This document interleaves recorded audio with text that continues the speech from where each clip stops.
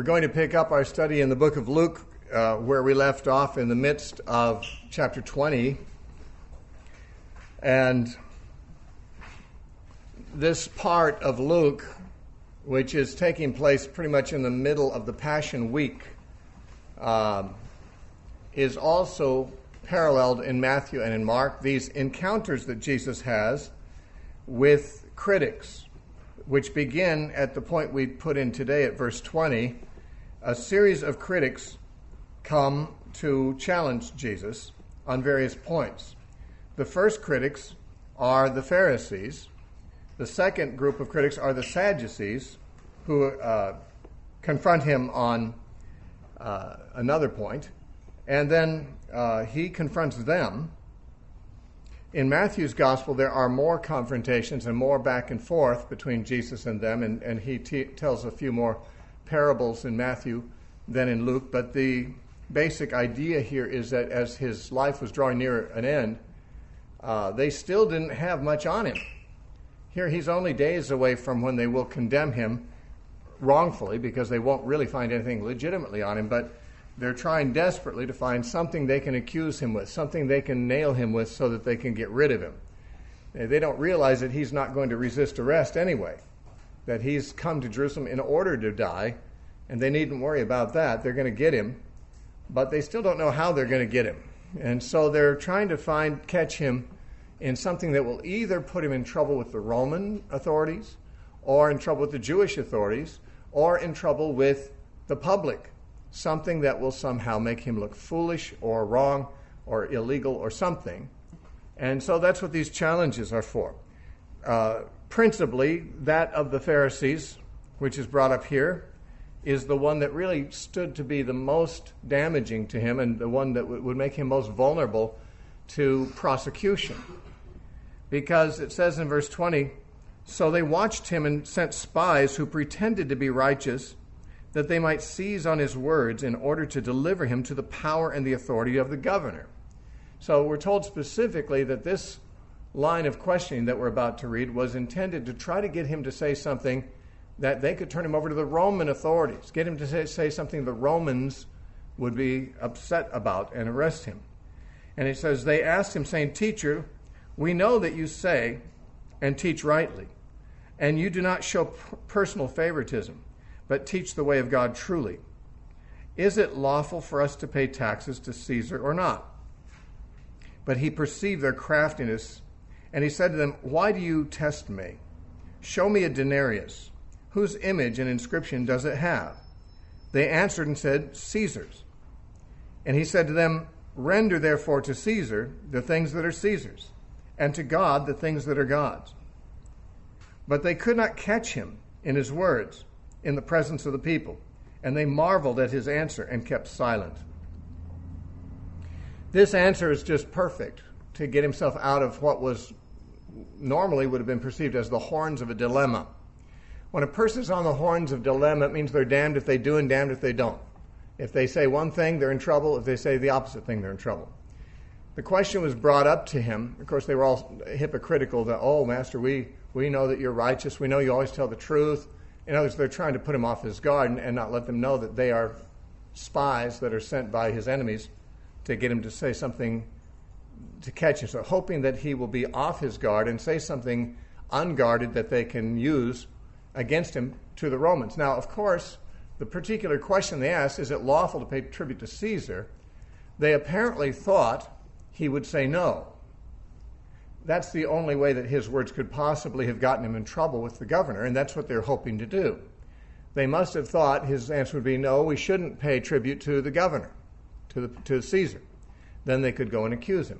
Interestingly enough, he said the opposite. He said, "Give Caesar what is Caesar's," implying the coin itself that had Caesar's face on it. So he said the opposite thing of what they thought he'd say.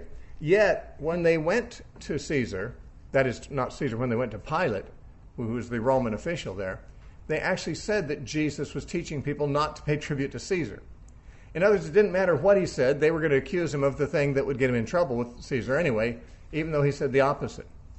But here, it's a very interesting thing. Jesus, of course, knew that they were hypocritical when they were buttering him up and flattering him and all this. And Jesus probably never said an unguarded word anyway. Get him off his guard, he's still going to speak whatever his Father tells him to speak. He's still going to speak measured and well thought out answers. But the question, is it lawful to pay tribute to Caesar or not, had a backstory to it. Because in 6 AD, there had been a man named Judas of Galilee.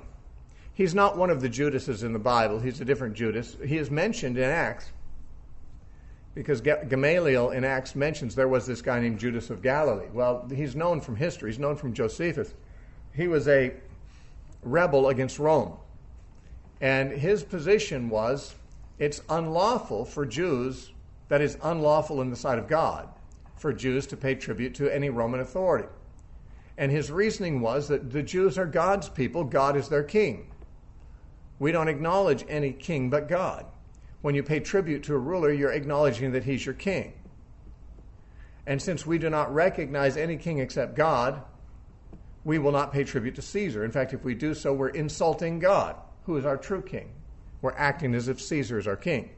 So this position was the official position of Judas of Galilee, who started a movement called the Zealots. And you've probably heard of the Zealots. One of Jesus' disciples had been in this movement before he followed Jesus. He's named Simon the Zealot. This was a very anti-establishment, anti-Roman movement, and violently so. Judas, as far as I know, did not claim to be the Messiah, as many after him did, maybe he did. I don't know that he did. But he still was kind of running what was like a messianic movement of deliverance of the Jews against the Romans. Now, he didn't raise up a total army of the Jews to just drive the Romans out, but his people ran guerrilla raids against groups of Roman soldiers here and there. They'd kill a few soldiers here and there just to make themselves pests, sort of like terrorists. You know, they're not really, terrorists don't overthrow the country by bringing down the Twin Towers, but they make everybody insecure. They are an annoyance. They hope to wear down their opposition with this kind of pestering and fear tactics. And so Judas of Galilee, the leader of the Zealot party, ran these kinds of raids on the Romans. He got caught and he got killed by the Romans. But the Zealot party continued. There were lots of people sympathetic with what he thought. In fact, in all likelihood, most of the Jews were probably secretly sympathetic. They dare not join themselves to the Zealot party because Zealots were hunted down by the Romans and killed because they were obviously rebels against the Roman authority, and the Romans didn't brook any opposition like that without retaliation. And so this was a hot-button issue when they asked Jesus, is it lawful to pay tribute to Caesar or not? They're essentially saying, are you on the side of the Zealots about this? Now, since the sympathies of almost the entire country of Jews was really on the side of the Zealots, even if they didn't dare to take up arms or dare to associate publicly, they really did want their liberty. They really did want the Romans out. They really probably did secretly admire those people who went out and did bad things to the Romans, just like when the Twin Towers went down here. The Arabs in Saudi Arabia were dancing in the streets celebrating. They weren't directly involved in the bombing, but they were very sympathetic with it, and they were happy and rejoiced in it. I suppose most Jews, when they heard that another group of Roman soldiers had been taken out by a Zealot raid, they probably inwardly were ready to dance and rejoice.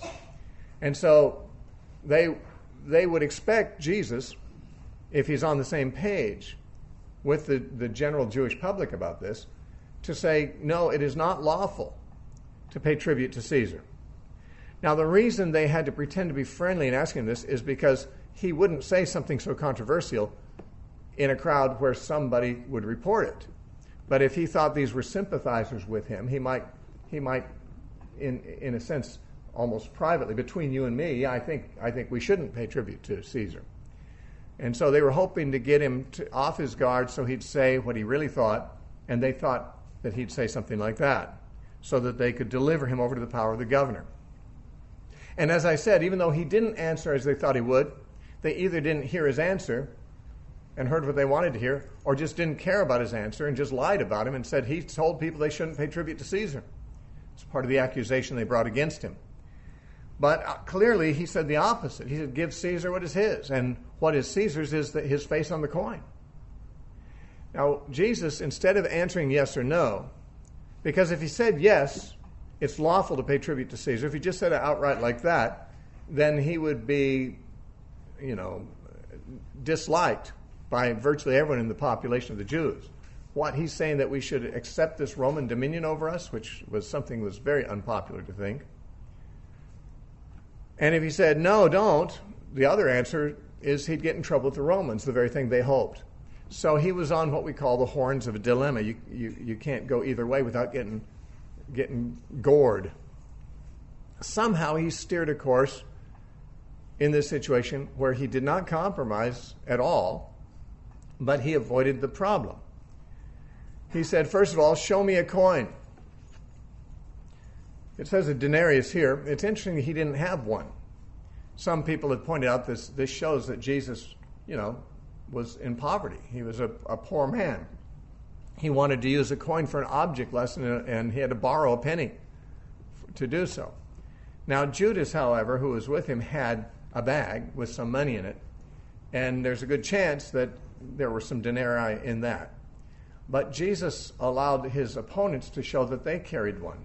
And the reason this is interesting is because the denarius had an imprint of Caesar on it, just like our coins have, the bust of George Washington or somebody else, Abraham Lincoln, on them. So the coins that the Romans issued had Caesar's face on them. Now, technically, a coin with an engraved image of Caesar was a graven image. And devout Jews, many rabbis felt that it was wrong for a Jew to even carry a coin with a graven image. That's having a graven image, an image of Caesar. So when he said, show me a coin, and they had one, this would show immediately that in the eyes of many Jews, they already were compromising by carrying a graven image on their persons. Now, Jesus might have been carrying them too. Judas might have had some of those in the bag, for all we know. But that Jesus allowed his enemies to demonstrate that they had one meant that they were already doing something that many Jews thought was a wrong thing to do just by having a coin.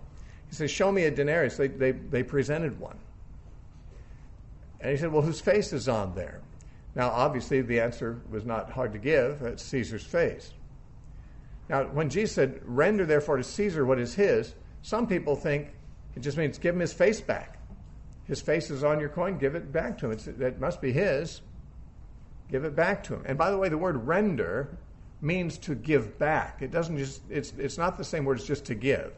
It's not like you're giving Caesar a gift out of your generosity. It's that it's his already. Just he must have given it to you. Where else would you get a coin with his face on it? It must have come from him.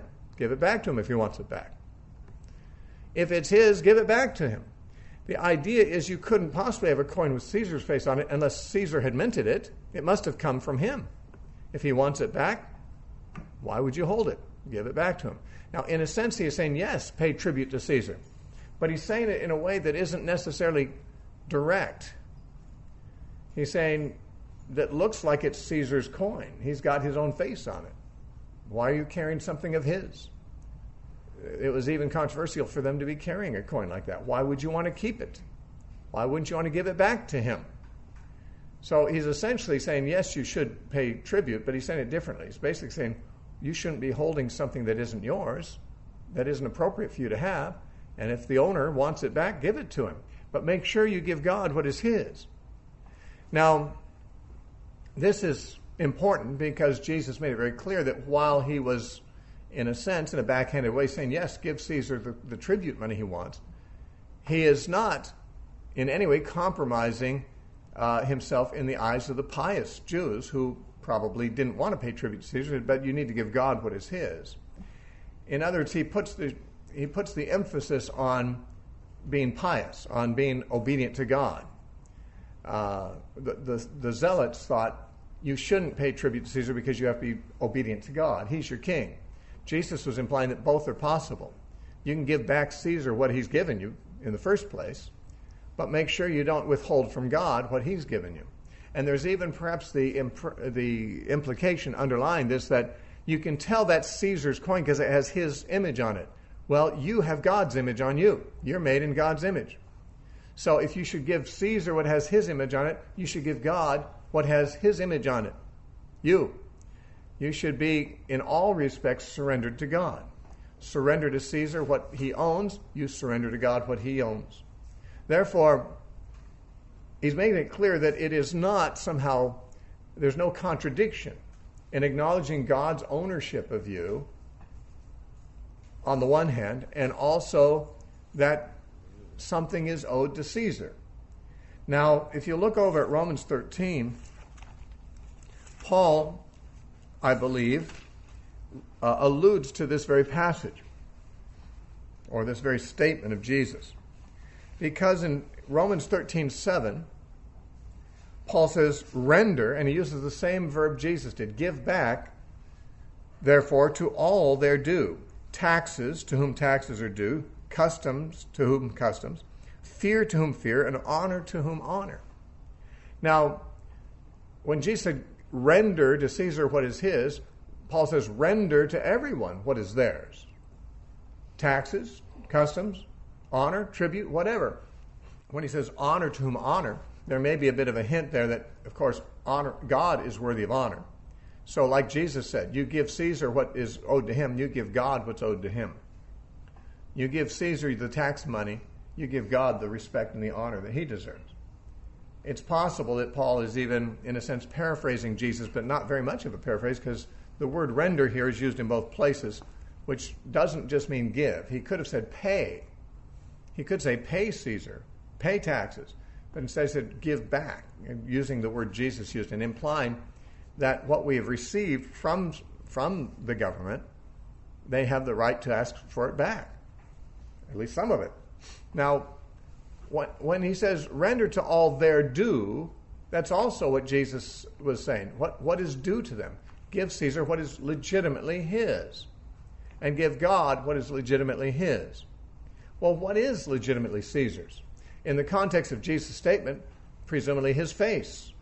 His face is his own face. It's on his coins.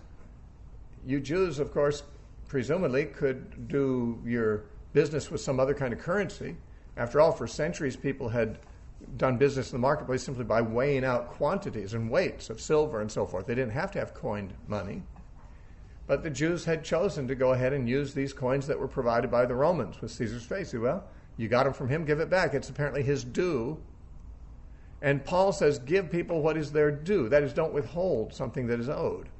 Well, what is owed to Caesar, besides his face on the coin? What is it that Paul thinks is owed? He says, you should give back to people what you owe them, but what do you owe them? He said, taxes to whom taxes are due. Okay, what taxes are due? Just any that the government decides to impose arbitrarily? If the government says, I want you to pay 50% of your income to the government, or 90%. Well, just because they ask for it, is it due them, or do they deserve it? Is that really legitimate? Obviously, Paul's indicating there is something owed, and you should pay what is owed. You should give back what is owed, but not certainly, what is owed must be some kind of definable quantity. If I hire you to mow my lawn and I say I'm going to give you $20 for it, then when you mow the lawn, I owe you $20. You don't come and say, I mowed your lawn, give me $100. Well, that's not owed. You didn't do $100 worth of work by our agreement. You did $20 of work. In other words, if you owe the government something, you must owe them something specific. There must be something you're repaying them for, some services rendered or something. And that's exactly what Paul is saying. The government does render service, and we should support the government financially for that. And that's what the verses before verse 7 say. Verse 7 of Romans 13 is a summary of what Paul has been saying before that. And in Romans 13 he said, let every soul be subject, verse 1, to the governing authorities. For there's no authority except from God. And the authorities that exist are appointed by God. Now some people think that means that anything the authorities in government ask for, that's God telling you to do it. That's only one way to understand it. That certainly isn't the way the Bible would generally understand this. because the apostles themselves resisted authority on many occasions. And so did godly people in the Old Testament. The midwives who defied Pharaoh. When Pharaoh said, kill the Jewish babies if they're males, they didn't do it. And God blessed the midwives for not doing it. Shadrach, Meshach, and Abednego were told by the king, bow down to the idols. They wouldn't do it, and God blessed them. Daniel was told he couldn't pray to anyone except Darius for 30 days, and Daniel ignored those orders and did the right thing anyway, and God blessed him. In other words, godly people have always resisted authority. In the days of the Maccabees, Antiochus Epiphanes forbade all the Jews to circumcise their children, to keep Sabbath, to possess copies of the Torah. The godly Jews ignored that order and did the right thing and even died for it. To die for doing what's right at the hands of authorities that you're disobeying is a godly thing. We call it civil disobedience, but of course it has to be a conscientious objection. It has to be something we don't give the government because we believe it's morally wrong to do it. Because although we must give Caesar what is Caesar's, we don't give him what is God's. Caesar has something coming, but he doesn't have everything coming. He's not God. God deserves everything. Caesar deserves some things. And we should give Caesar what he rightfully deserves, but never at the expense of giving God what he deserves, which is our full obedience. In many cases, we can obey Caesar without disobeying God. Most laws, after all, follow some kind of a moral code that has some resemblance to God's moral code. There are laws against murder, for example, and theft, and violent attack against other people. Well, we can keep those laws and should, but in doing so, we're obeying God too. But if the government tells us to go out and round up the Jews and put them in concentration camps and put them in ovens, we can't do that. And there were German Christians in the time of Hitler who were conflicted about that because their government authority was telling them to do that. The soldiers who were Christians, and there were Christian soldiers in Germany's army, they weren't sure, what to do. Some of them, I'm sure, were conscientious objectors and put their own necks on the line. Others just did what they were told because they were rendering to Caesar.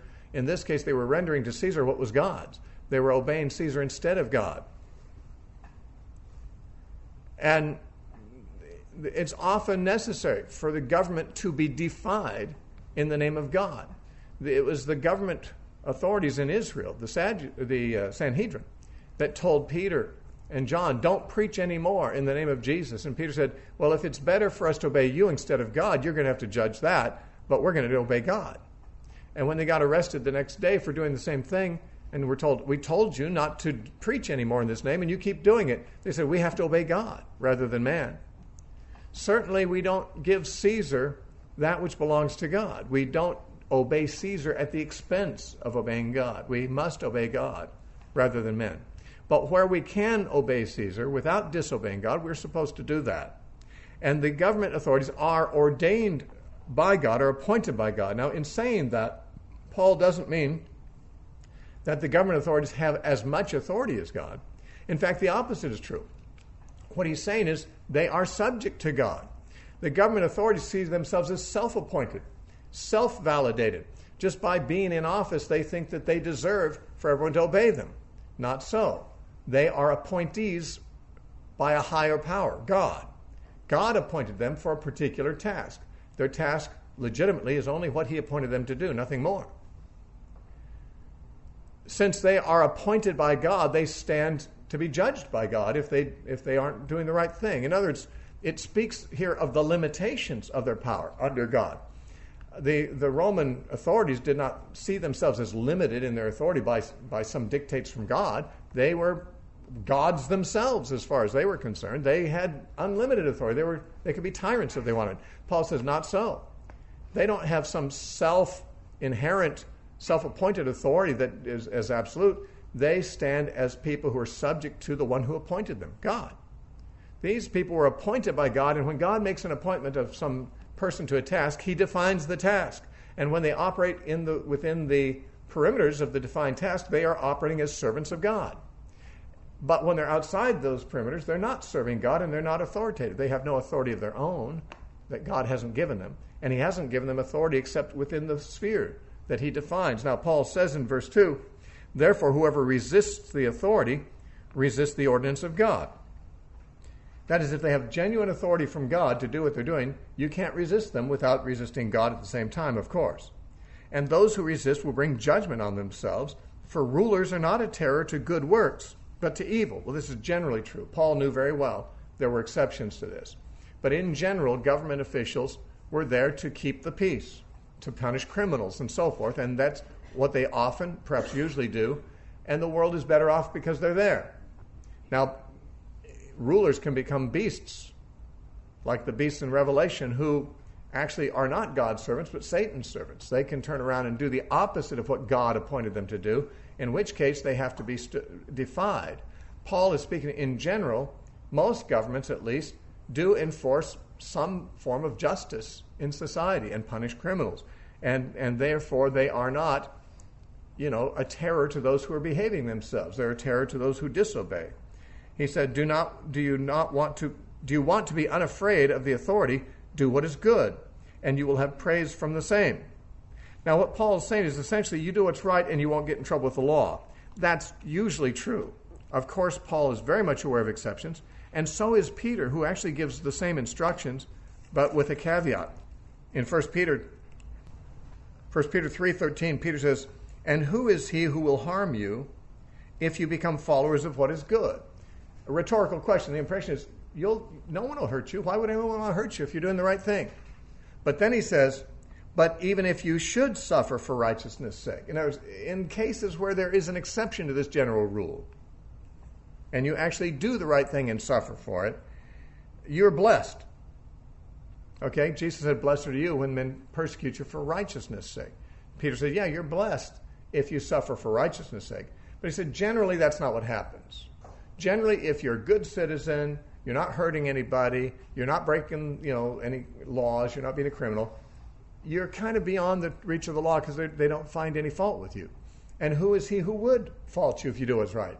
Now, the rhetorical question implies nobody or virtually nobody, but he acknowledged there are exceptions. Sometimes it may happen that there's such an evil ruler that he punishes the righteous instead of the wicked. Now, that would be an exception that Peter acknowledges. And Paul doesn't state the exception, but he would recognize it, certainly. He's talking about, in general, governments are there to keep the peace and maintain justice. That's a good work. Stay on their good side by being obedient to the law. He says about the government official, in verse 4, Romans 13:4, Paul says, "For he," that is the government official, "is God's minister to you for good." The word minister means servant. These government officials are in the employment of God. They're his servants. They may not know it, and they might even object to the suggestion that they were serving God. But Paul said they've been appointed by God. They've been appointed to serve a purpose he wants them to do. And he says, "But if you do evil, be afraid, for he does not bear the sword in vain, for he is God's servant and avenger to execute wrath on him who practices evil." Now, this makes it very clear what the government official is appointed by God to do, to punish evil. He is God's minister of wrath against evildoers. Now, obviously, a person can appoint a servant to do a good work like this, to punish evildoers. But when the servant is not obedient to the master, he may beat his fellow servants and eat and drink with the drunkards. Jesus said that some of his own servants may do that, and they'll have to suffer for it. Government officials do that too. They're appointed by God to do the right thing, but that doesn't mean they will do the right thing. Peter also agrees that God has appointed government officials to do this kind of a thing. In 1 Peter chapter 2, verses 13 and 14. 1 Peter 2, verse 13, Peter said, "Therefore submit yourselves to every ordinance of man for the Lord's sake, whether to the king as supreme, or to governors, as to those who are sent by him for the punishment of evildoers, and for the praise of those who do good."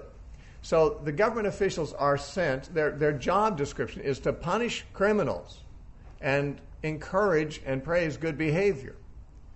Whenever a government's laws are doing that, they are to be submitted to because they are performing a service that God has appointed them to do. They are protectors of those who can't protect themselves. If there weren't government officials, if there weren't police, and an ordinary homeowner, was attacked by a group of thugs, all it would take is one more thug than the inhabitants of the house to overpower and rob the house, kill the people, rape the women. I mean, any number of thugs gathered together might overpower an innocent citizen in any situation if there was no recourse to law. Of course, the fact that the police force is bigger than any band of thugs, or the National Guard is, or the FBI. I mean, the fact that there are government law enforcement agencies keeps thugs from just doing that with impunity. I mean, certainly there are crimes like that still committed, but they don't get away with it if they get caught in a just society. Now, obviously, societies are sometimes unjust, in which case the servant that God appointed, the government official, is not doing his job. He's doing the opposite. He's decided he's not appointed by God. He's self-appointed. He doesn't answer to God. He's not anyone's servant. He's the king. He's the ruler. He does what he wants to do. And that is perhaps the opposite of what God wants to do. He wants to elevate his wicked friends and promote their behavior and persecute righteous people. Many a government official has done that. And even when Paul wrote Romans 13, Nero was the emperor at that time. And Nero later killed Paul. Nero was probably the emperor in view in Revelation, described as the beast. But Nero had a long reign, and though he was a wicked man to the core, he wasn't always a wicked ruler. That is to say, a wicked man might still be a very efficient ruler as long as he's not being tyrannical or persecuting the righteous. And Nero didn't always persecute the righteous. He began persecuting Christians after he allegedly burned Rome down and needed a scapegoat, and he blamed them. And so once he turned on the Christians, he became a beast. He killed Paul, he killed Peter, both of whom, living during his reign, told people to obey the laws of the land, the king, and so forth. I mean, Peter and Paul were law-abiding citizens. They were not criminals. They promoted obedience to the king, but when the king became a monster, then he did the wrong things. But Nero, before he persecuted the righteous, was more or less like any other ruler trying to maintain a peaceful society, punishing criminals and so forth. That was no doubt the case when Paul wrote Romans, and very possibly when Peter wrote 1 Peter. But that changed. So a government official is the servant of God, but he can be a very wicked and disobedient servant. And when that happens, he becomes more of an agent of Satan than of God. When a servant of God is doing what God authorized him to do, all servants of God should recognize his service and honor it. When a government official is doing the right thing that God appointed, we should say, amen, we support you in that. You're the servant of God. You're doing what God appointed you to do. When a servant of God turns around and does the opposite of what God said to do, the people of God cannot authorize that, because the government official in that case is acting as if he isn't under God. In those cases, Caesar begins to ask us to render to him what is God's, not what is Caesar's. Not everything Caesar demands is necessarily legitimately his. Now, Paul says in Romans 13, as we're looking at, that God has ordained the government officials to be an avenger of righteousness against evildoers. And he says in verse 5, Romans 13:5, therefore you must be subject, not only because of wrath, but also for conscience sake. He says, because of this you also pay taxes, for they are God's servants, attending continually to this very thing. That is, when the government is giving its time to protect society, protect innocent victims from criminals, they are serving God in the very thing he's appointed them to do. And we should pay them because they're full-time. They have to get paid, just like a full-time minister should be supported by those who are ministered to. So full-time ministers of justice that God has appointed, when they're doing it, should be supported. So for this reason, we pay taxes for their support. But you see, this has already, in this very passage, defined what taxes are legitimate and what service is legitimate. When a government official is protecting people from violent criminals, well, we should pay them. We should pay the police. We should pay the military. We might, as Christians, choose not to fight in the military, and this was the position of the early Christians for the first 300 years. They wouldn't fight in the military, but they believed that the military was a legitimate function of government. They just believed that Christians had a separate and higher function. They believed that Christians served the nation more like a priesthood, conducting a spiritual warfare on behalf of the welfare of the nation. Promoting righteousness so that God might bless a nation is much more valuable to the nation than to have armies going out defending a wicked nation. And so early Christian church fathers all took the same position, that Christians should not fight in war, but they should not disapprove of there being armies, because those who are not Christians, not part of the kingdom of God, they have no higher loyalty than to the king that they serve and to the citizenry of their country. And this may or may not be exact correct thinking, but it is nonetheless the view of the whole church until essentially the 4th century. And it seems to be agreeable because they recognize that while Jesus told his disciples to turn the other cheek, he did say that God has ordained the government to punish people. I won't punish them, but God will. In fact, notice in Romans 13 how it is preceded by the end of chapter 12. At the end of Romans 12, in verse 16, he said, "Be of the same mind toward one another, and do not set your mind on high things." Verse 17, "Repay no one evil for evil. Have regard for good things in the sight of all men. If it's possible, as much as depends on you, live peaceably with all men. Beloved, do not avenge yourselves. Leave that to God," he said. Now, the Christian does not avenge himself, but he leaves it to God. And what does God do? God appoints the state to avenge you.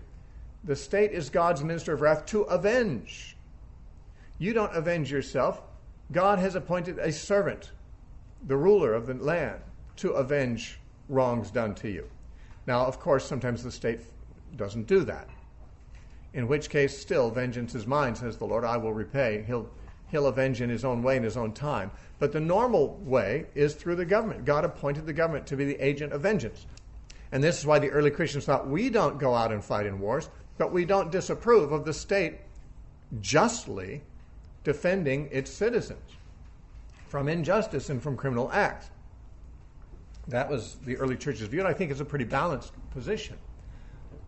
And although we don't go out and do those acts of vengeance, we recognize those as God's servants who do them, and therefore we pay them.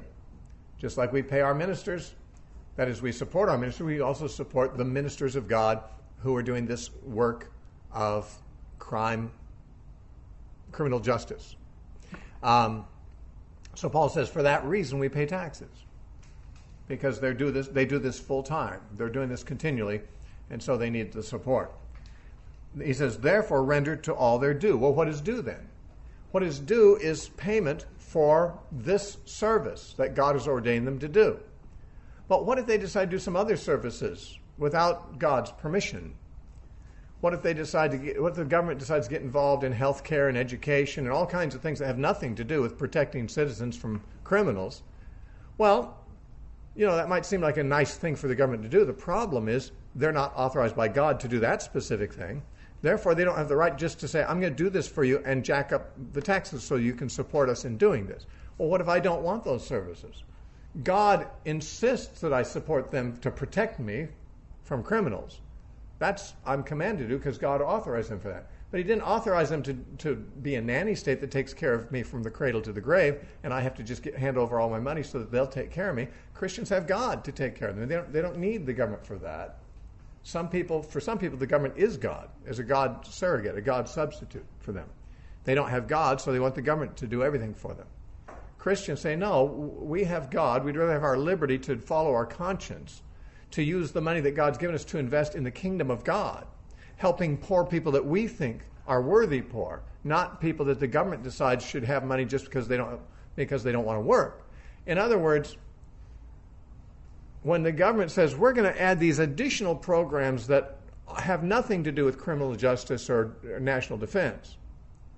And we're going to send you the bill, the taxpayer the bill.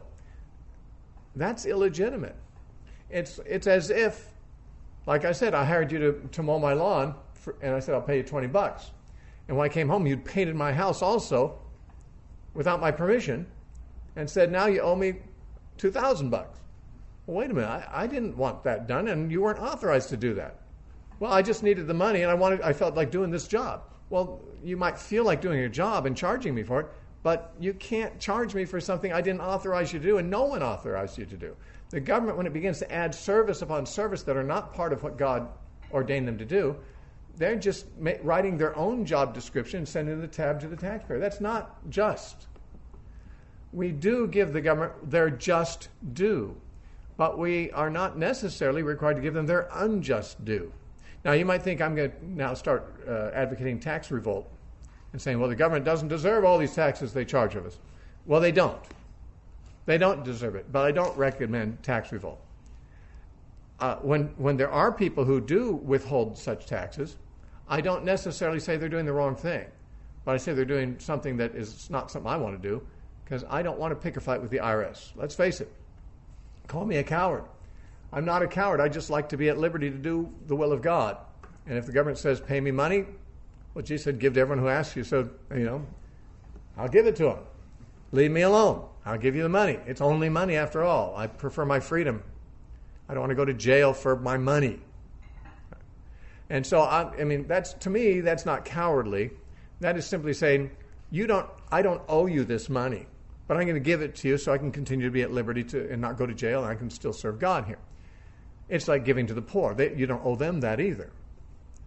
But if you give it, there may be reasons you'd give money to people that don't have it owed to them. But technically, just so that we might understand what the government's supposed to do and not, and what just taxation is and what isn't, after all, we live in a society where we actually have something to say about some of our policies and our government actions, so it's good for Christians to have some information on the matter. Paul indicates, and Peter indicates, that God has ordained the government to protect citizens from criminal action and invasion. And we are supposed to be willing to support that with part of our finances. We should pay those taxes without complaining. We should give to Caesar what is legitimately Caesar's. But this does not mean that Caesar has carte blanche to say, I'm going to add these additional services just because I want to, and I'm going to charge you for them just because I want your money. Well, Christians shouldn't be too clingy to their money, all right? We shouldn't be saying, I want that money, I don't want to give it to the government. But we should be thinking, I'd like to use that money for the kingdom of God. I'd really like to give this money to some missionaries I know, or some poor people that are really genuinely poor and legitimately need my help. I'd rather have the stewardship of my own money rather than have the government steward it for me, because I don't trust the government to make wise decisions about that kind of thing. And so that's simply a position that a Christian often will hold. Some people object to high taxes just because they want the money to spend on themselves selfishly, and they don't want to have to get rid of it to anybody, including the government.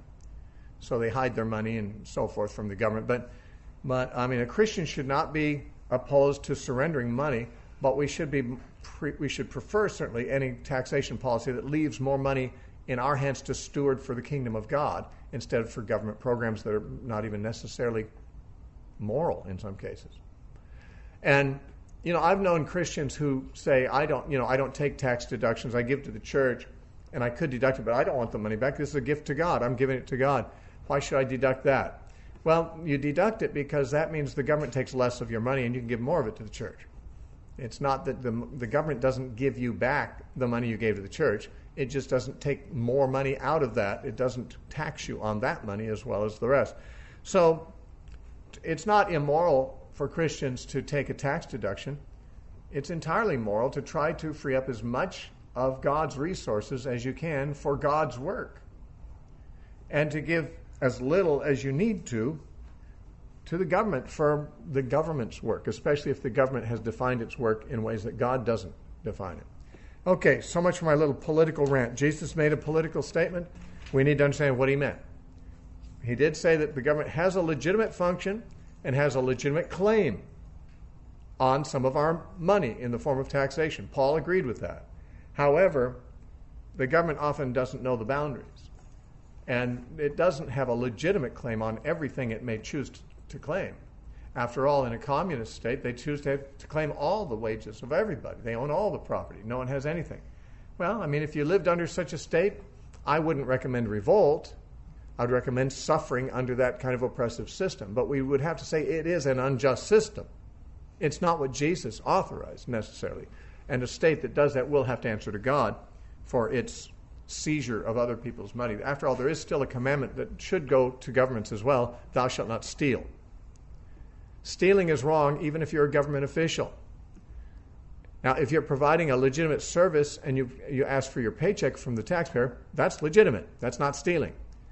If you say to the taxpayer, I'm taking your money, I'm going to do some things I want to do with it, and the taxpayer says, I'm not interested in that service, I don't owe you that money, but you're going to take it at gunpoint from me, that's stealing. That's confiscatory. That's immoral government. Again, there's nothing wrong with becoming the victim of immorality, but certainly there's something wrong with doing immoral things. And sometimes people say, well, Christians should just go along, and they should, to a certain extent.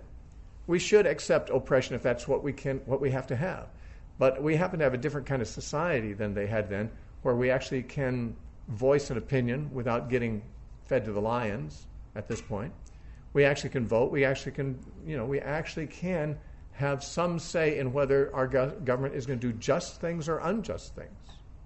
And that could be regarded and is regarded by many Christians as a stewardship that we have that they didn't have back then. We do need to understand what justice is, what a government is justly supposed to do, what is owed to government, and what is owed by government. After all, the government owes something to God. The government is his servant. So Jesus puts a perfect balance on this. You give everyone what they have coming to them. Give Caesar back what's his.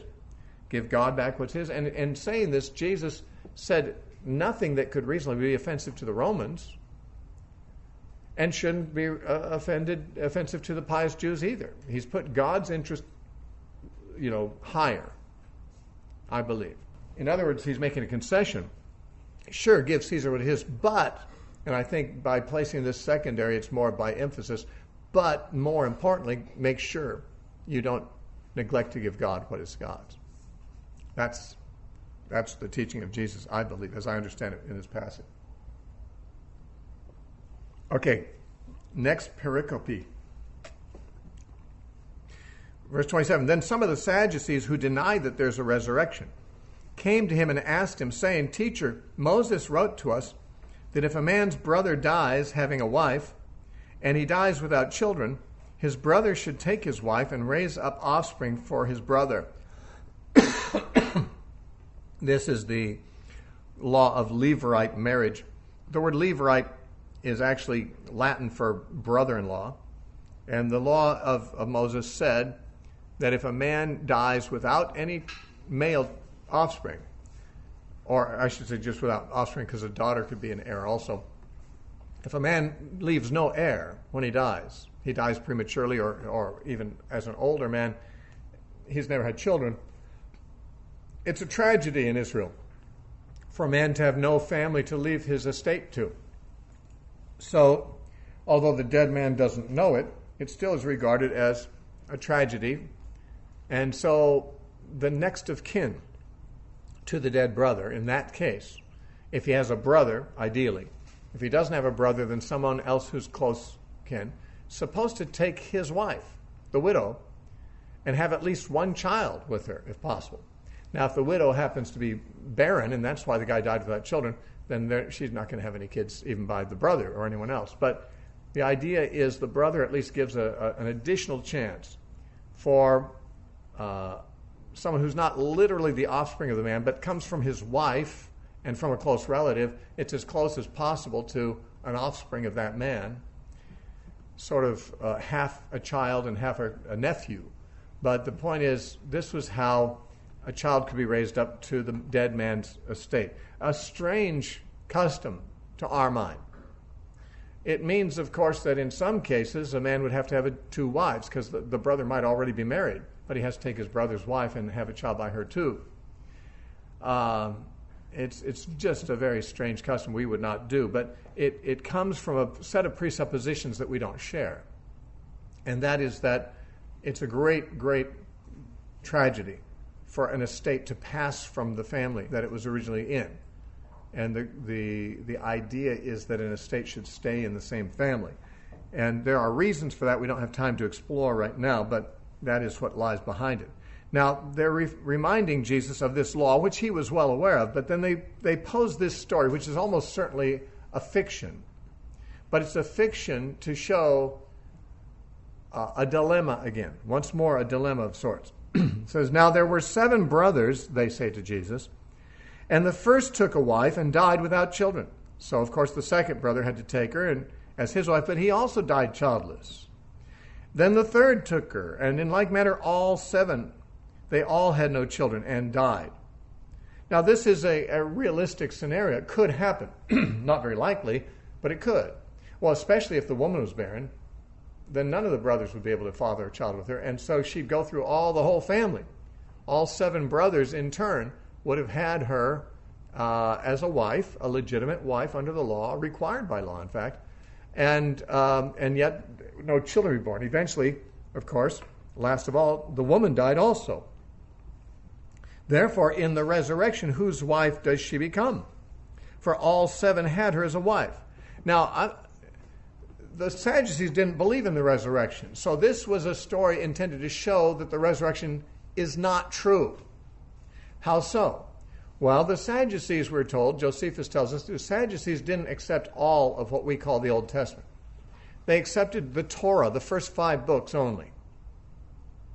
And you don't find much in the first 5 books of the Old Testament about resurrection. So they had the luxury of denying that there is any resurrection.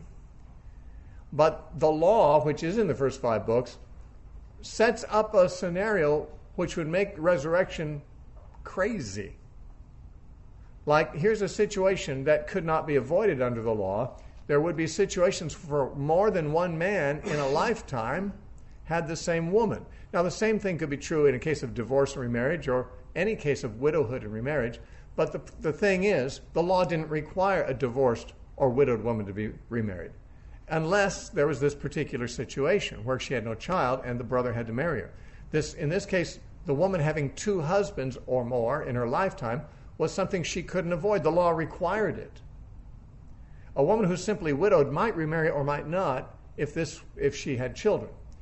Therefore, it doesn't make as good a case. But where the law itself has set up a situation where she has no choice but to have multiple husbands in her lifetime, we've got a situation where all these people are raised from the dead, if the resurrection is true, and there's one woman and there's 7 men who've been her husband. Legitimately. How is this going to work out? Now, what's interesting, of course, under the Jewish idea, it's not really that crazy for a man to have 7 wives. But for a wife to have 7 husbands is unthinkable. And we might think, well, they had a double standard. Well, they did. They did have a double standard. But there was some method to the madness, because a man with 7 wives might have multiple children and no one would doubt who the parents are, because a man can impregnate more than one woman at a time. And if they're all in the family, all the kids of all the women would have no question about their parentage. If a woman had 7 husbands, no one would know whose kid it was. No one would know who their father was. She's been with 7 men, legitimately. One of them is the father, but who knows which one?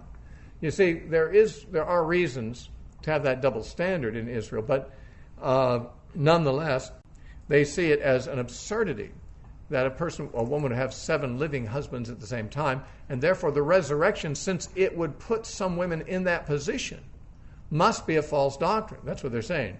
We know the law is true, and it requires this situation to happen.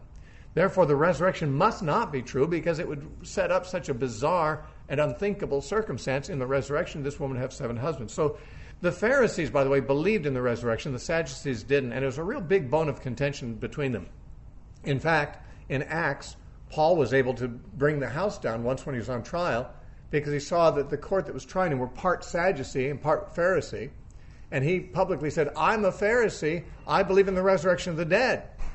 And the Pharisees, because that was such a bone of contention between the Pharisees and Sadducees, a big argument ensued but in the Sanhedrin within itself between the Sadducees and Pharisees over the resurrection. and the court had to be called. Paul got out of there without any decision being made against him.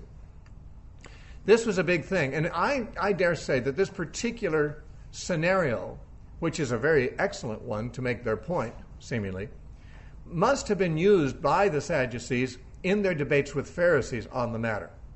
My guess is that since this is such a good argument, they would never have failed to use it in their debates with the Pharisees over the subject of the resurrection.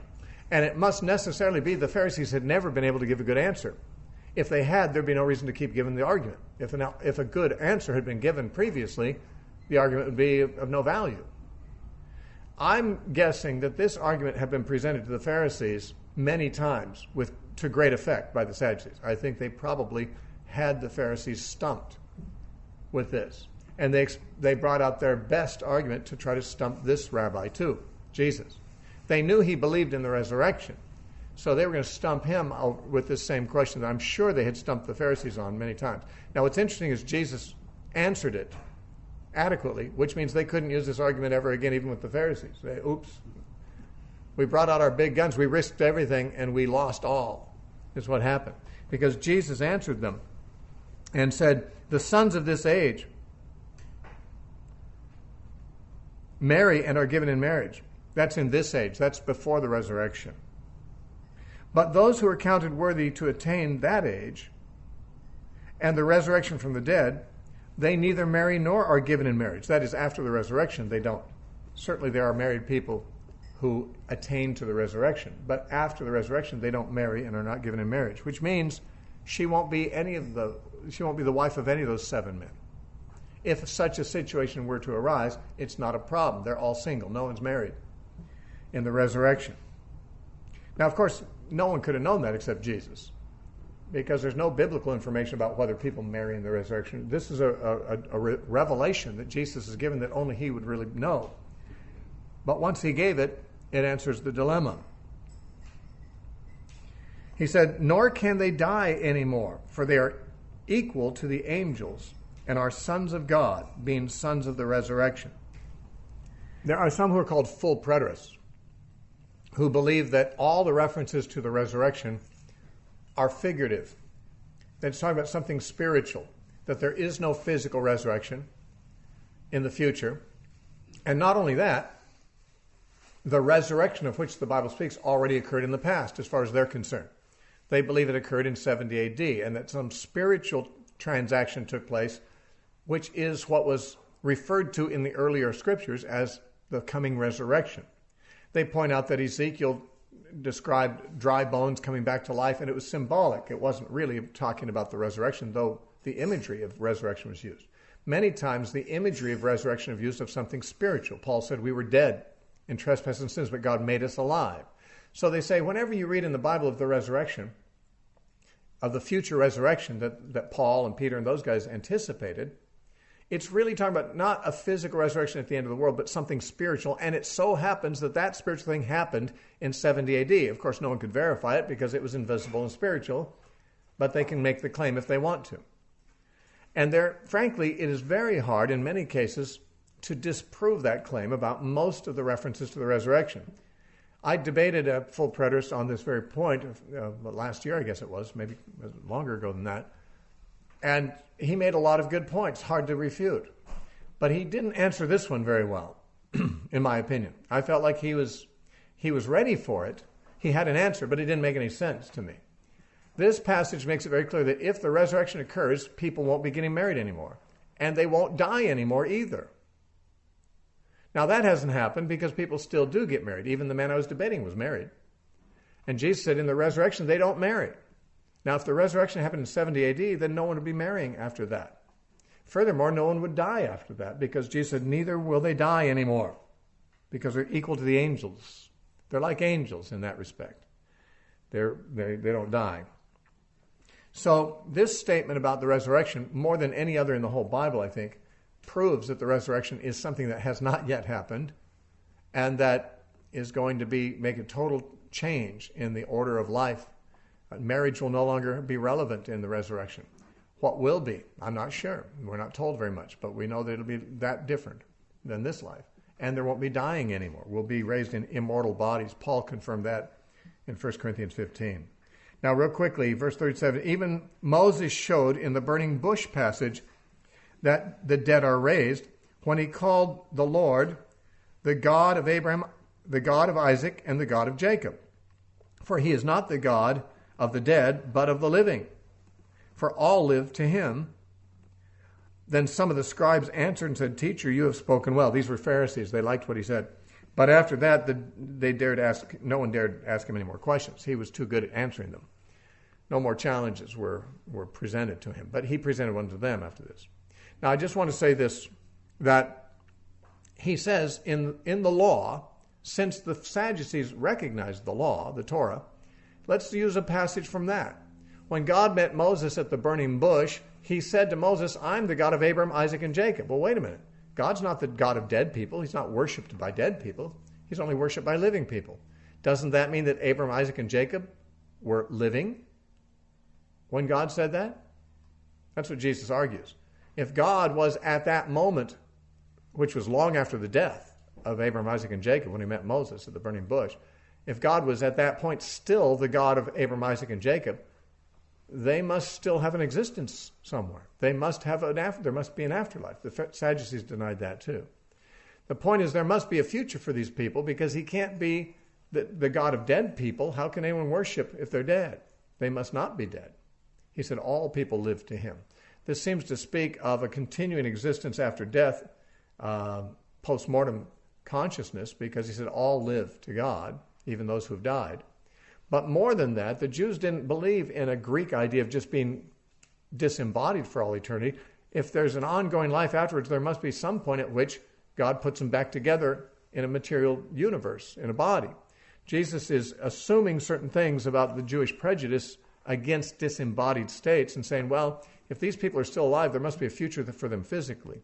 It's an argument we might not have a hard time following, but it's a good argument for him to make, and they saw that it was a good argument. The Pharisee scribe standing by said, yeah, you're right. That's a good argument, Jesus. I'm glad you solved that for us. Because the Sadducees have been bugging us with that one for a long time. Now, verse 41, and he said to them, how can they say that the Christ is David's son? Now, here he puts a challenge to them. In Matthew, he actually asked them, who do you say the Messiah is? Whose son? And they answered, David's son. Here it just has Jesus challenging that point. Now, David himself said in the book of Psalms, this is Psalm 110, verse 1, the Lord said to my Lord, sit at my right hand till I make your enemies your footstool. David therefore calls him Lord. How is he then his son? The Lord, Yahweh, said to my Lord, my master. David called the Messiah his master. How could a man call his own son my master? This is unthinkable. Therefore, what's by implication is that he's not just David's son. Now, Jesus is not denying that the Messiah would be the son of David. Of course he was. He's just saying he's not only the son of David. There must be something more to him than that. You're thinking of him only as a human being, but David saw him as his own superior, not merely his own descendant. So there must be another aspect, and certainly there is. In addition to being the son of David, he's the son of God. And that's what is implied in Jesus' challenge here. The Messiah is not just David's son, he's also God's son. Now finally, then in the hearing of all the people, he said to his disciples, beware of the scribes who desire to walk in long robes. They love greetings in the marketplace, the best seats in the synagogues, and the best places at the feasts. They devour widows' houses, and for a pretense they make long prayers. These will receive greater condemnation.